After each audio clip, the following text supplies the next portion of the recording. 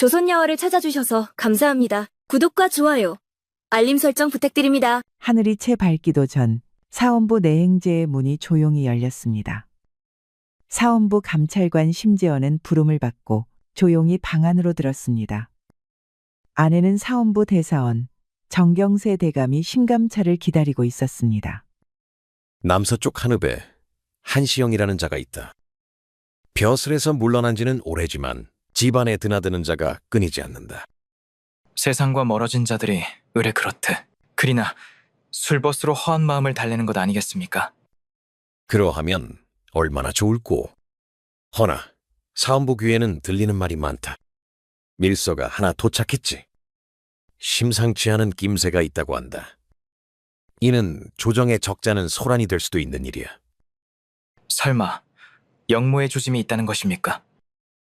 아직 속단할 것은 없지만 가능성을 배제할 수 없다.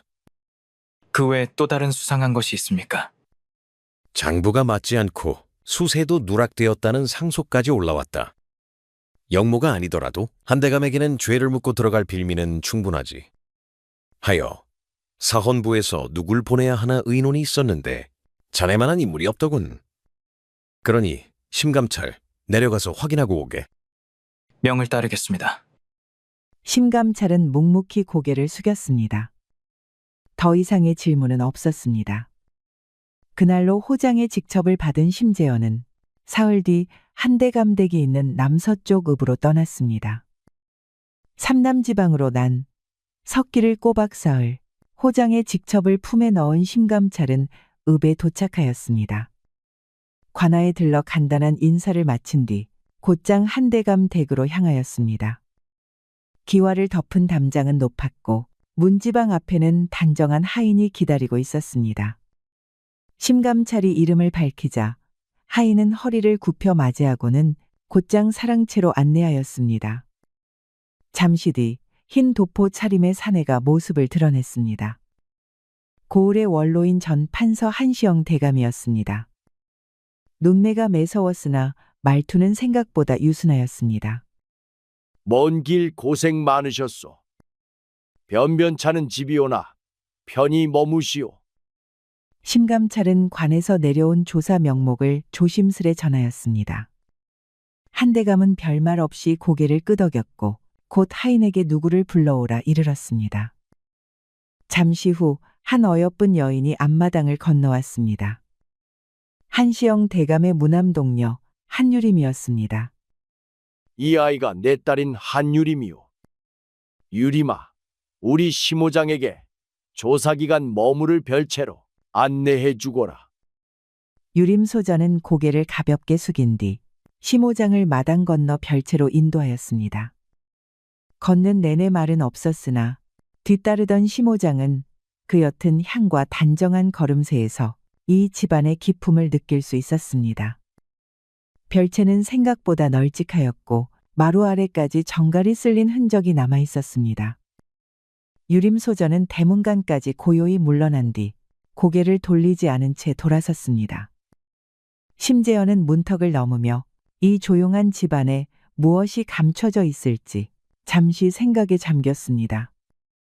한대감 댁에 머무른 지였세 심호장은 틈날 때마다 장부를 펼쳐들었습니다. 호장의 직책에 걸맞게 지세의 흐름이며 인명대장, 전답 호적까지 단 한 줄도 허투루 넘기지 않았습니다. 그는 각종 세목장부와 내역서를 비교하고 창고와 곳간의 실제 수량과도 꼼꼼히 대조하였습니다. 하루는 사당 뒤편으로 돌다가 숨겨진 창고 하나를 발견하기도 하였고 다음 날엔 노비 명부에 적힌 자의 수가 실제와 맞지 않음을 확인하고 내행사의 수복을 보내 대조를 요청하기도 하였습니다. 허나 이상하게도 아무리 뒤져봐도 영모 혐의라 할 만한 정황은 어디에도 없었습니다. 장부의 누락은 대부분 하인들의 실수거나 수년 전 토지 변동에 따른 허위 보고 정도에 그쳤고 한대감이 은밀히 사람을 모은다거나 밀서를 주고받는 흔적 또한 찾아볼 수 없었습니다. 심호장은 풀리지 않은 수수께끼와 마주한 기분이었습니다. 그러던 어느 날 저녁 무렵 한대감이 별채 마당을 지나던 심호장을 불렀습니다. 잠시 짬이 된다면 수발의 연못가 정토제로 동행해달라 하였습니다. 다리 걸린 연못가엔 고요한 기운이 내려앉아 있었습니다. 소슬한 바람이 갈대를 스치고 참나무 아래 정토제 기와의 낙엽이 얹히고 있었습니다. 이곳은 제 아비께서 생전에 자주 오시던 곳이요. 이렇게 벼슬에서 물러난 뒤로는 자주 와서 머리를 식히곤 하지요. 쓸데없는 이야기 같아도 고향의 산천이 사람을 누그러뜨릴 때가 있어요. 저도 어릴 적 계곡물 소리 들으며 잠들던 일이 떠오릅니다. 마음이 고요해지는 곳이 있다는 건 참 귀한 일이지요. 두 사람은 잠시 말없이 숲을 바라보았습니다. 그러다 심호장이 고개를 돌려 조심스럽게 물었습니다. 그런데 대감, 관직을 물러나신 지 오래되셨는데도 여전히 고을 사람들 사이에선 존경이 깊습니다. 조정에 드나드는 자들도 있고 먼 고을에서 찾아온 이도 있다 들었습니다. 혹시 따로 교류하시는 이들이 있으신지요? 함께 논의하시거나 뜻을 나누는 벗이라든가. 아닙니다. 제가 무슨 뜻을 함께할 만한 인물입니까? 몸을 누인 지 오래고 속세의 일은 이제 남의 일입니다. 찾아오는 이들 대부분은 도움을 구하러 오거나 그저 예정을 기억해 안부를 묻는 이들일 뿐입니다. 허면 조정일에 대한 관심은 끊으신 겁니까? 나라 걱정을 하지 않을 수는 없지요. 허나 제 걱정은 상소로 올라갈 수 있는 것이 아닙니다. 그저 자식 잘 가르치고 종들 굶기지 않는 것이 제가 할 일이라 생각합니다. 한대감은 참으로 담담하였습니다. 그 말에 어떤 꾸밈도 위장된 꿍꿍이도 느껴지지 않았습니다.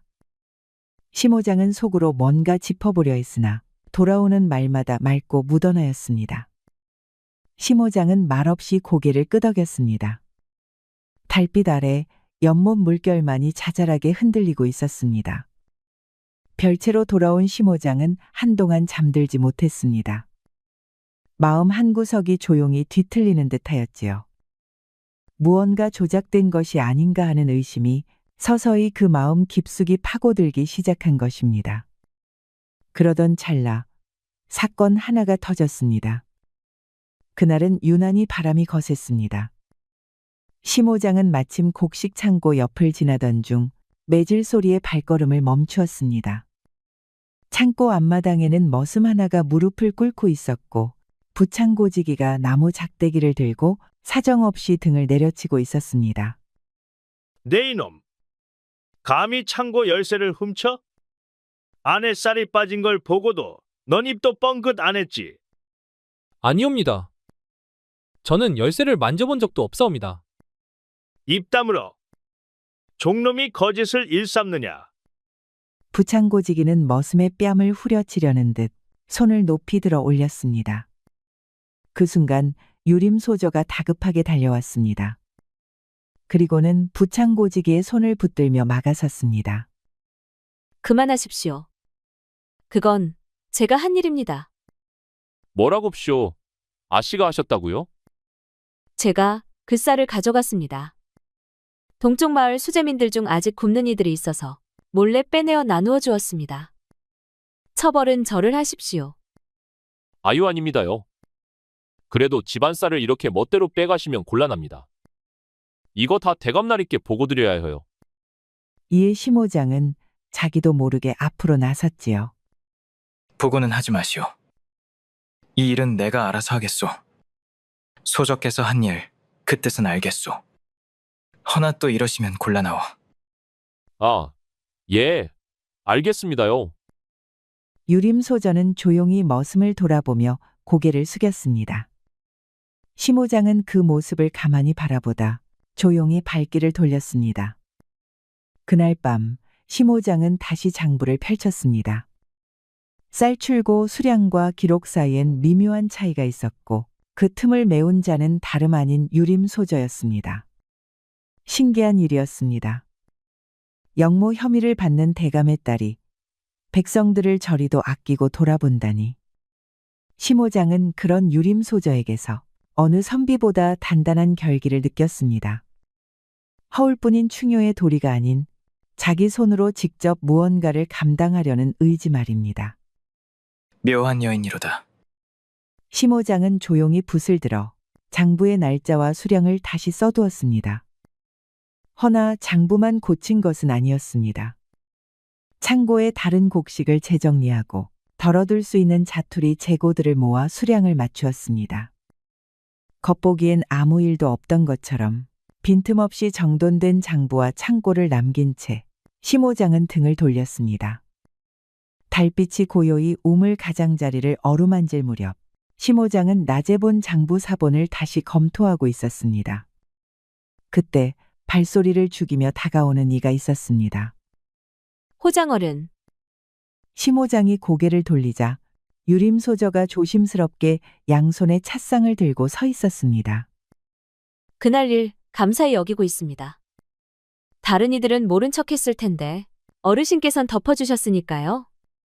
소적께서 하신 일이 옳았다 생각했을 뿐입니다. 유림소저는 우물가 넘어 평상에 찻상을 내리고 심호장 곁에 조용히 앉았습니다. 달빛 아래서 유림소저는 은은한 미소를 띠고 있었습니다. 이곳에 오고 나서 호장어른은 줄곧 업무만 보시더군요. 별거 아닌 것이지만 차 한잔 하시면서 한숨 돌리시는 것은 어떠할지. 심호장은 말없이 잔을 들었습니다. 말은 없었으나 서로의 시선은 오래 닿아 있었습니다. 그날 밤 우물가의 찻상 위엔 찻잔 2개만 덩그러니 놓여 있었습니다. 심호장의 조사는 어느새 막바지에 이르렀습니다. 하루는 서고 깊숙한 곳에서 한 장에 봉함된 문서를 발견하였습니다. 겉면엔 사송장이라 쓰여 있었고 봉인은 아직 뜯기지 않은 상태였습니다. 심호장은 촛불을 가까이 당긴 채 문서를 조심스레 펼쳤습니다.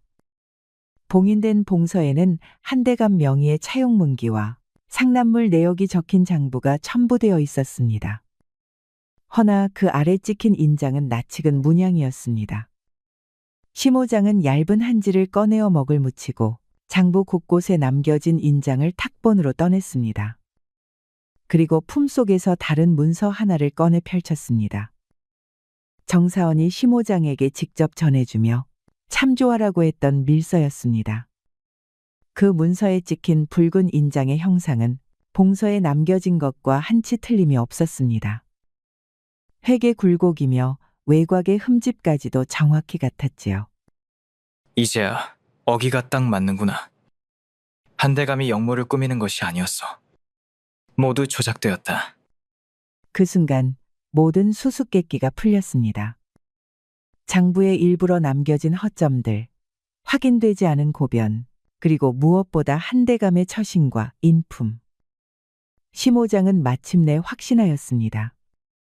이 일의 본질은 역모가 아닌 정치적 숙청이었던 것입니다. 심호장은 말없이 앉아 한참을 봉서를 바라보았습니다. 심장의 박동은 느려졌지만 그 속은 조용히 타올랐습니다. 심호장, 아니 심재현 감찰관은 본래 정의를 위해 관직에 나선 인물이었습니다. 진실을 가리는 것은 누구의 명령이든 용납할 수 없는 일이었습니다. 창문 너머로 밤바람이 서고 안을 조용히 쓰다듬었습니다. 심호장은 창밖으로 시선을 던졌습니다. 달은 높이 떠 있었고 침묵 속에서 마음이 단단히 굳어졌습니다. 이 길이 비록 어그러지더라도 나아가야 할 방향은 하나뿐이다. 문서를 조심스레 접어 품에 넣었습니다. 더 이상 심재원 감찰관은 정사원의 명령을 수행할 수 없었습니다. 그리고 시간은 흘렀습니다. 심재원 감찰관은 무슨 일이 벌어질지 숨죽이고 기다리고 있을 뿐이었지요. 이튿날 새벽, 별채들의 서늘한 기운이 감돌고 있었습니다. 심감찰은 문득 인기척을 느꼈습니다. 그 순간 기왓장을 밟는 거친 발소리와 함께 장도포를 입은 무리들이 담을 넘어 들이닥쳤습니다. 역모 혐의로 수색하라. 단 한 놈도 놓치지 마라. 저기다. 저놈이 심재원 호장이다. 놈도 한통속이다. 당장 결박해라. 순식간에 한대감댁은 아수라장이 되었습니다. 마당을 지키던 하인들은 포승줄에 묶여 끌려나갔고 대문 어귀에선 비명 소리가 들려왔습니다. 정원은 짓밟히고 뜰의 항아리들은 깨지고 담장 너머엔 화살까지 꽂혀 있었습니다. 재현은 허리를 낮추고 몸을 피하며 창호 뒤로 숨어들었습니다. 밀정을 나만 보낸 것이 아니로구나. 이 어찌 교활한 자란 말인가. 그렇습니다. 간악한 정대감은 심재원 감찰관만 밀정으로 정대감 댁에 잠입시킨 것이 아니었습니다. 심재원 감찰의 수상한 행동을 파악하고 곧바로 정대감에게 보고를 올린 것입니다. 바로 그때 사랑채 쪽에서 누군가 달려왔습니다. 한대감이었습니다. 한대감의 이마에는 핏줄이 솟고 숨은 거칠었습니다. 뒤이어 유림소저가 달려오려 하자 한대감은 딸의 팔을 힘껏 붙들었습니다. 아버님, 아버님을 두고 갈 수는 없습니다. 이곳은 위험하다. 어서 가거라. 재현은 한 걸음 다가섰으나 차마 말을 잇지 못했습니다.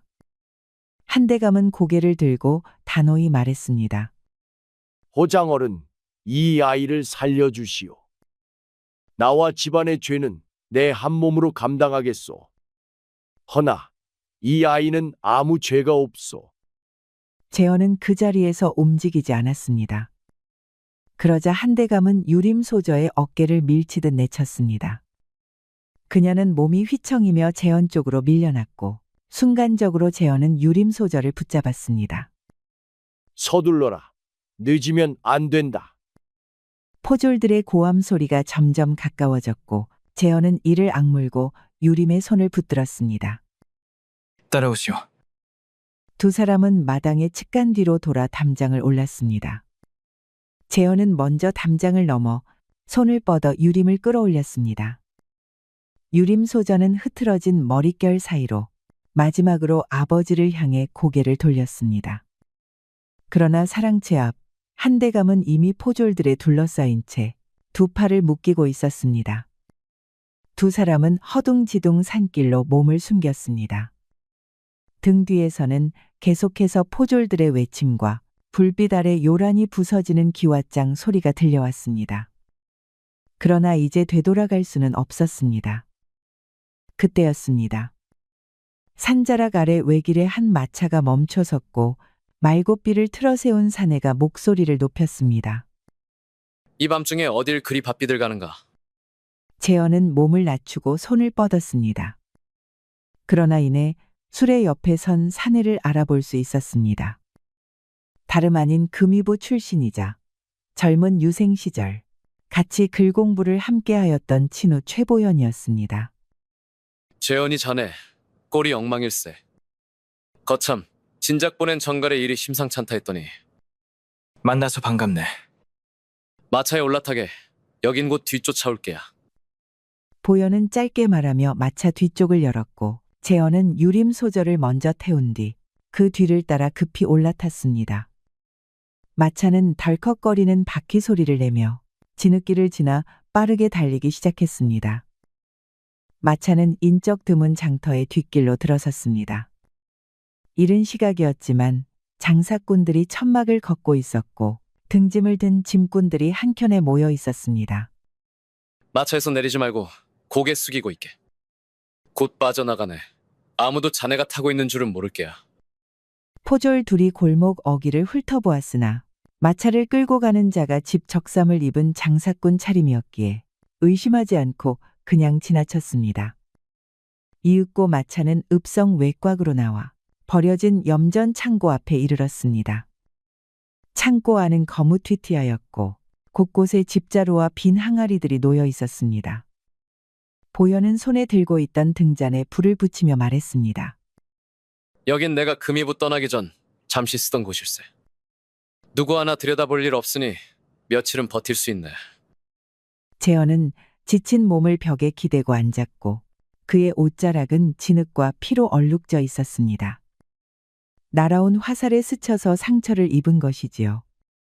피가 흐릅니다. 상처가 깊어요.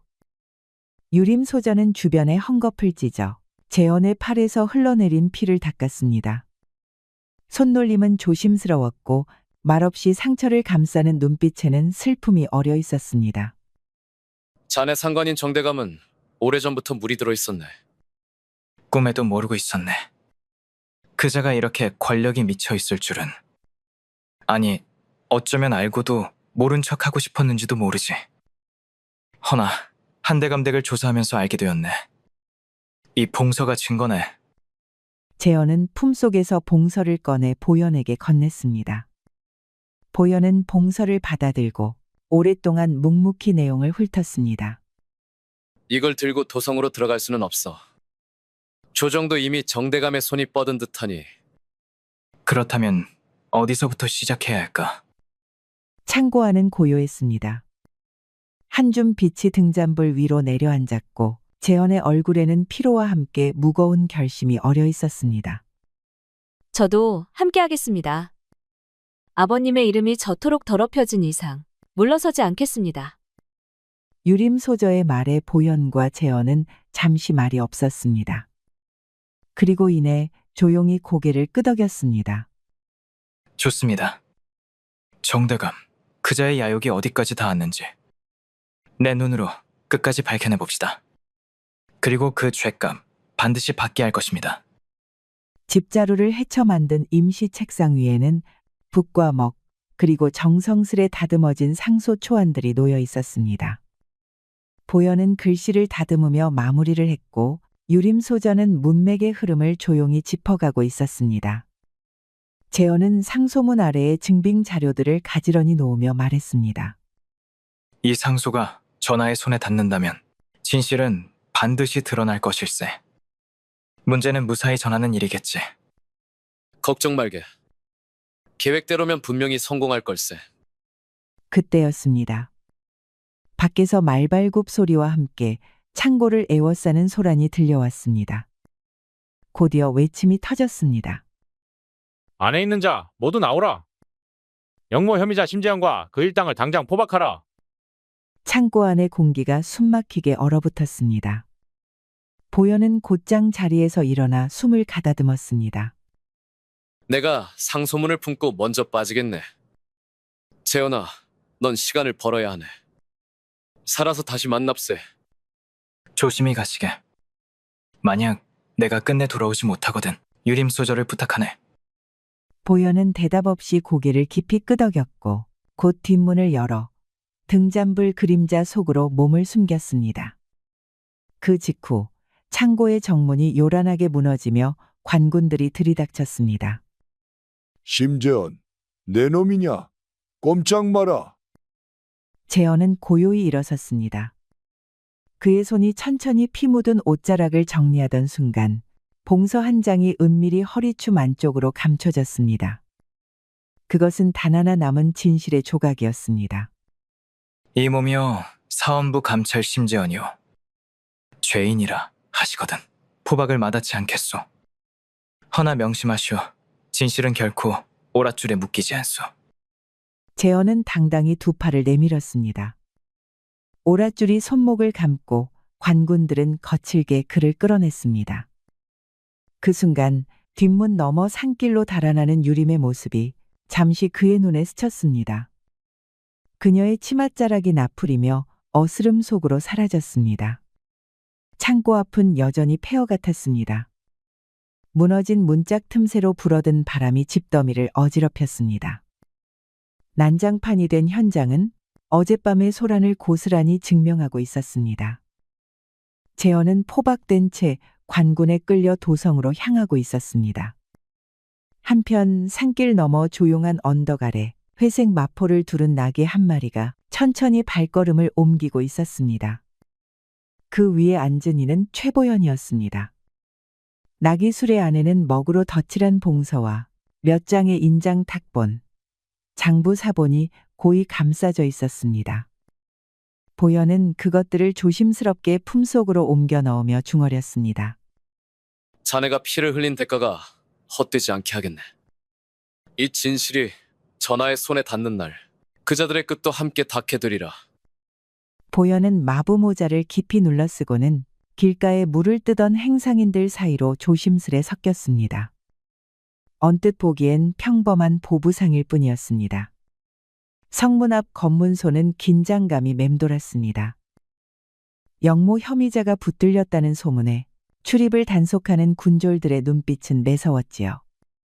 보현은 나귀를 몰아 조용히 줄을 섰고 군졸 하나가 다가와 무뚝뚝하게 말했습니다. 짐짝 열어보시오. 쌀자루 말고는 쓸데없는 물건 없어야 하오. 염전물에 젖은 마대뿐이오. 장터에 늦지 않게 들어가야 하니 속히 좀 봐주시게. 군졸이 자루 하나를 대충 들춰보다가 손을 털었습니다. 손바닥에 염분이 묻어 불쾌한 기색을 드러냈지요. 군졸은 고개를 까딱이며 보현을 보내주었습니다. 보현은 속으로 짧게 숨을 내쉬었습니다. 그렇게 나귀는 성 안으로 들어섰고 그의 눈은 곧장 북문 쪽 오이정 저택을 향하고 있었습니다. 금이부의 젊은 무사인 최보현은 오이정 윤대인의 측근과 연락을 취했습니다. 그가 꺼낸 것은 격식을 거치지 않은 비밀 상소였고 봉서와 탁본, 장부 사부는 모두 그 상소문과 함께 왕에게 전달되기로 하였습니다. 대감께선 진실의 무게를 누구보다 잘 아시는 분이외다. 이 문서가 전하의 손에 닿는다면 조정의 물줄기 또한 달라질 것이외다. 허나 그만큼 자네의 안위도 장담할 수 없소이다. 각오는 되어 있어. 이제는 진실이 이르느냐, 그들이 먼저 조정을 움직이느냐의 싸움일 뿐이오. 그 시각 포박된 제언은 형조청 지하에 수감되었습니다. 손목엔 오랏줄 자국이 붉게 패여 있었고 옷자락은 피와 진흙에 얼룩져 있었습니다. 포졸들이 그의 품을 수색하던 중 하나가 문서를 꺼내 들었습니다. 이놈의 속에서 문서가 나왔습니다. 그 말에 지하실 문이 열리고 정대감이 느긋한 걸음으로 들어섰습니다. 포졸의 손에 들린 봉서를 잠시 바라보던 그는 고개를 끄덕였습니다. 화면 펼쳐보게. 사헌부 감찰관의 품속에서 나온 문서라니 정녕 흥미롭지 않은가? 형조 판서는 조심스럽게 봉서를 받아들고 살폈습니다. 그러나 인장의 굴곡을 훑던 눈이 미묘히 일그러졌습니다. 대감, 인장의 곡선이 미세하게 어긋나 있네만. 정황상 위조된 것일 수도. 말 조심하게, 판서. 이 문서는 사헌부 감찰이 직접 품고 있던 것일세. 자네 말 한마디가 형조 전체를 위험에 빠뜨릴 수도 있지. 형조 판서는 말없이 고개를 숙였습니다. 정대감은 문서를 손에 들고 가만히 재언을 내려다보았습니다. 가서 영모죄를 밝혀내라 하였더니 그 영모에 가담할 줄이야. 호랑이를 잡으러 갔다가 호랑이에게 잡힌 격 아닌가? 하기사, 그 고집 예전 사헌부 시절부터 익히 보았지. 가짜를 안겨줄 때부터 예감은 했소. 허나 그 가짜가 진짜보다 먼저 닿는 세상이 심히 기울었단 증거 아니겠소? 나와 말장난을 하자는 겐가? 머리가 많이 굵어졌구나. 적어도 진실과 거짓을 구분할 정도는 되었소이다. 정대감의 눈빛이 짧게 흔들렸습니다. 그는 문서를 다시 접으며 낮게 웃음을 흘렸습니다. 좋아. 어디까지 버틸 수 있나? 두고 보겠다. 정대감은 휙 하고 자리를 떠났습니다. 그날 이후 사흘째, 궐 안에는 침묵이 감돌고 있었습니다. 임금은 별다른 어명 없이 편전에 머물며 오이정 측으로부터 밀봉된 상소 한 통과 그의 첨부된 봉서, 장부 사본, 인장의 탁본을 하나하나 손수 열람하고 있었습니다. 전하, 사흘째 밤을 지새우셨사옵니다. 부디 잠시 편전에 드셔서 휴식을 취하는 것이 어떻겠습니까? 임금은 아무 대답 없이 봉서의 인장 끝을 오래 들여다보았습니다. 그 옆에는 유림 소저의 상소 또한 펼쳐져 있었지요. 자필로 꾹꾹 눌러 쓴 짧지만 단정한 호소문이었습니다. 임금은 조용히 숨을 들이쉬고 탁본을 들고 검토하던 예문관 직관을 불렀습니다. 봉서의 탁본과 정경세가 과거 올린 밀서의 인장. 비교한 바 어찌 다른가? 전하, 선명도와 각의 흐름이 완벽히 일치하옵니다. 일개 위조로는 절대 흉내낼 수 없는 곡선이옵니다. 그리되면 사원부 감찰이 품은 문서는? 전하, 오히려 그쪽이 위조일 가능성이 높사옵니다. 문장의 흐름도 정경세가 쓰던 것과 달리 의도적으로 모사된 흔적이 짙사옵니다. 임금은 눈을 감고 한동안 침묵하였습니다. 그리고 이내 입을 열었습니다. 정대감은 백성을 위한 도리가 아닌 사사로운 탐욕을 위해 조정을 어지럽혔구나. 임금은 조용히 붓을 들어 어명을 썼습니다. 봉인이 눌리고 어좌 아래 내관이 달려나갔습니다. 형조마당에 이른 시각 관군들이 모였습니다. 재헌은 여전히 포박된 채 지하 간방에 앉아 있었습니다. 그때 호위무사와 함께 형조청에 도착한 내관이 어명을 내리며 외쳤습니다. 전하의 교지다. 정경세 대감은 즉시 파직하고 전라도 흥양으로 유배하라. 사헌부 감찰 심재원 무죄 방면하라. 지하 감방의 문이 벌컥 열렸습니다. 포졸들이 놀란 얼굴로 물러섰고 재헌의 손목을 감았던 오랏줄이 풀려나갔습니다. 재헌은 천천히 몸을 일으키며 묵묵히 내관을 바라보았습니다. 신감찰, 이제 억울한 족쇄는 벗으셨습니다. 전하께서 직접 그대의 충절을 높이 치하하셨소이다. 이제 진실이 닿았으니 그 무엇도 두렵지 않소이다. 그의 옷자락은 여전히 피로 얼룩져 있었지만 그 눈빛만큼은 끝내 흐려지지 않았습니다. 상소문과 함께 전달된 봉서, 장부, 인장의 탁본이 어전 앞에 펼쳐졌습니다. 우의정 윤대인이 친히 상소의 내용을 낭독했고 조정 대신들은 일제히 숙연히 고개를 숙였습니다.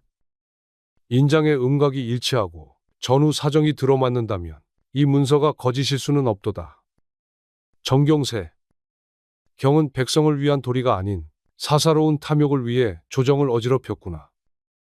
감찰을 속이고 허위 문서를 만들어 역모를 덮어 씌웠으니 이는 대역죄와 다름없다. 그 순간 옆에 엎드려 있던 정대감이 고개를 들며 외쳤습니다. 전하, 신은 오직 조정을 지키고자 하였을 뿐이옵니다. 간악한 자들의 모함이옵니다. 신을 저작거리 역적과 같게 보지 마시옵소서. 너의 말재주는 이미 수많은 진실을 덮어왔다. 더는 듣지 않겠다. 정경세는 파직하고 전라도 남해로 유배하라. 형조판서는 직무태만의 죄로 면직하고 이 일에 가담한 대소신료들은 삭탈관직 및 위리안치에 처하라. 조정은 고요했습니다. 그 누구도 반박하지 못하였고 정대감의 얼굴은 새파랗게 질렸습니다. 그의 무릎이 꺾이며 어전에 쓰러졌고 내관 둘이 그를 부축해 끌어냈습니다. 이로써 사헌부는 비로소 억울하게 누명을 쓴 재헌의 명예를 회복하게 되었고 조정은 기울어졌던 저울추를 다시 바로 세우게 되었습니다. 재헌의 무죄 방면과 동시에 사헌부에서는 그의 복직과 공훈에 대한 논의가 이어졌습니다. 사헌부 대사원은 상소를 올려 재헌의 충직함과 절개를 치하하며 다시 감찰직에 앉힐 것을 청하였지요. 이에 임금은 곧장 허락하였습니다.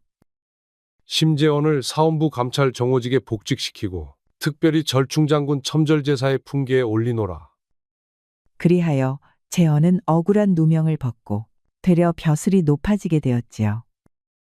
한대감의 억울한 죽음 역시 정식으로 벗겨졌습니다. 조정은 그를 신원하여 명예를 되돌리고 사과문이 전달되었습니다. 그날 이후 유림은 더 이상 슬픔에 잠기지 않았고 웃음 짓는 날이 늘어갔습니다. 며칠 뒤 심재원과 한유림의 혼례가 치러졌습니다. 장소는 크지 않았지만 단정하고 조용한 자리였습니다. 신랑 신부는 정중하게 예를 올렸고 한시영 대감은 마루에 앉아 아무 말 없이 두 사람을 지켜보았습니다. 혼례가 끝난 뒤 마을 사람들은 두 사람의 의연함을 이야기하며 오래도록 기억에 남을 혼례였다고 말하였습니다. 최보현은 도성에 올라온 후 사간원 정원에 임명되었습니다. 관아에서는 그의 공을 조용히 인정하였고 그가 없었다면 진실이 묻혔을 것이라 말하는 자도 많았습니다. 보현은 여느 때처럼 조용히 직에 임하였고 과거의 일에 대해 따로 말하지 않았습니다.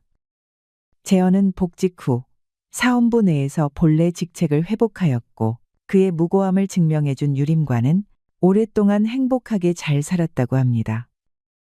우리 이야기가 여러분들에게 조금이나마 재미를 선사할 수 있기를 바랍니다. 다른 재미있는 영상도 많으니 즐겁게 봐주세요. 그럼 여러분 모두 행복하고 즐거운 시간 되세요. 우리 이야기가 여러분들에게 조금이나마 재미를 선사할 수 있기를 바랍니다. 다른 재미있는 영상도 많으니 즐겁게 봐주세요. 그럼 여러분 모두 행복하고 즐거운 시간 되세요.